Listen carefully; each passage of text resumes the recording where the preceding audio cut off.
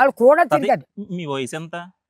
నా వయసు నాకు అప్పటికి ఇప్పుడు వయసు ఎంత మీది? ఇప్పుడు 95 కానీ 90. అసలు మీరు మాట్లాడుతుంటే ఎలా ఉందో తెలుసు నాకు. ఆ, అసలు గుచ్చుకుపోతున్నా. ఈ వయసులో ఎలా మాట్లాడుతున్నారు, ఆ వయసులో ఎలా మాట్లాడేవారు, ఎలా ఉండేవారు? ఇక్కడికి అసలు మీ పేరు అడగలేదు ఫస్ట్. సానమోను సత్యనారాయణ. నా పేరు సానమోను సత్యనారాయణ, మా తండ్రి పేరు సానమోను సాహిబ్ గారు. ఓకే.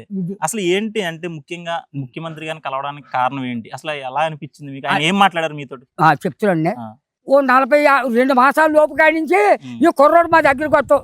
ఒరే ఏం పేరు వెళ్ళరా భాస్కరరావు కుర్రోడు. చిన్నప్పుడు మన నుంచి మనతోటి ఉన్నోడు పనిలో పాటలోకి వచ్చి అట్ట 10 12 చదివాడు. ఈ ఉద్యోగంలో దిగి నన్ను స్నేహం చేసుకున్నాడు. ఇప్పుడు మన పాక్కడ స్నేహం చేసుకుంటేని ఇలాగా ఈడ తీయాలి, సత్యమా అది తీయాలి, ఇది తీయాలంటే బాగుంది, ఇష్టం భాస్కరరావా అని ఏదో ఎలా కాలం అనుకున్నా.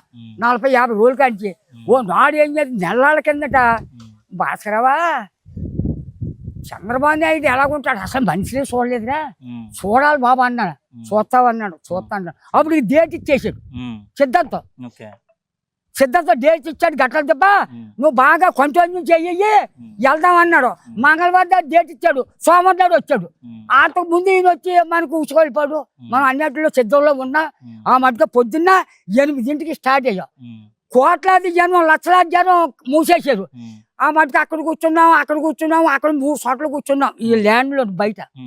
ఆ మటుకే సీఎం ఫోన్ చేశాడు. ఆడు కింద పిఎం ఉంటాడు కదా, ఒరే ఆ ముసలోడికి ఓటు వినపడితే ఒకటి కాపాడు, అందులో లోపలికి ల్యాండ్ లోకి తీసుకుపోయి దూరంగానే పోలీసు కాపలా పెట్టి ఆడికి అన్ని మంచిర్యాలు చూసి మీరు వచ్చేయండి అని ఫోన్ చేశాడు. ఇవన్నీ మేము ఎక్కడున్నా కదా ఆ ఫోన్లో మాకు ఇలాగ చదువు వరకే చెందానా బాబు ఇలాగ ఉన్నా భాస్కరరావు అన్నాను. అయితే అలాగే ఉండరు అన్నాడు. అక్కడికి ఎప్పుడు 2 సార్లు కాపీలు పంపాడు. ఓసారి ఏదో పిండం పంపాడు. 3వసారి భోజనం పంపేశాడు. 5 కోల్పోడు చిన్న ఆ మంటలో. చాలా బాగుంది. కక్కలు లేవు, పప్పులు కూరగాయలు ఇవన్నీ యావత్తులు పెరిగి కాంచి చిన్న భాస్కరరావు నేను ఆ మనకే దూరంగా పెట్టేశాం. అంతలో 4ంటికి అయిపోయింది. సరిగా వచ్చి చంద్రబాబు నాయుడు పియ్య తోటి కారు ఎక్కేశాడు. బస ఎక్కేస్తా బస్ ఎలాగో తెలిసిందా? బస 5-6 కోట్లు అవుతుంది అనుకుంటాను. లోపల ఎలా ఉంది? చల్లగా ఉందా? కూలింగ్ గాలి మంచి బాగుంది. మమ్మల్ని మాత్రం ఎండలో కూర్చోబెట్టు. పోలీసు వాళ్ళకి ఏమో బయటకు గడ్డ మీరు బయట పండని నేను కట్టగారు మా ఈ కూడా వచ్చిన అబ్బాయి చంద్రబాబు నాయుడే ఉన్నాం. 4 ఉన్నాం. ఆ మధ్య వతంతో గుమ్మం తీసి వతంతో నేను కొడపట్టుకుని ఇచ్చిపెట్టలేదు. అయ్యి బాబాయ్ ఏంట్రా అని చెప్పి వదలలేదు. నన్ను ఏం చేశాడు, కుర్రోడి కింద ఇలా గిర్ర తిప్పేసి పాడేసాడు, నుంచోబెట్టాడు. ఏంట్రా నీ బాధ అన్నాడు. ఇలాగా నువ్వు కుర్రోడువే కదా, కుర్రోడ్లా ఏంటి బాబా నా కొడుకు అమాయకుడు హాస్పిటల్లో ఉన్నాడు. అందులో విజయవాడలోనూ వాడికి దుఃఖం మొక్కు లేదు.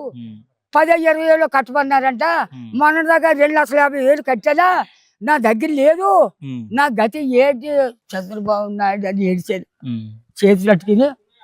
ఒరే ఆ కథలు ఏం చూసుకుంటారా, నేను వాళ్ళకి వెళ్ళి నేను చెప్పాల్సింది చెప్తానా డాక్టర్కి అన్నాడండి. సర్లే బాబు అన్నాను.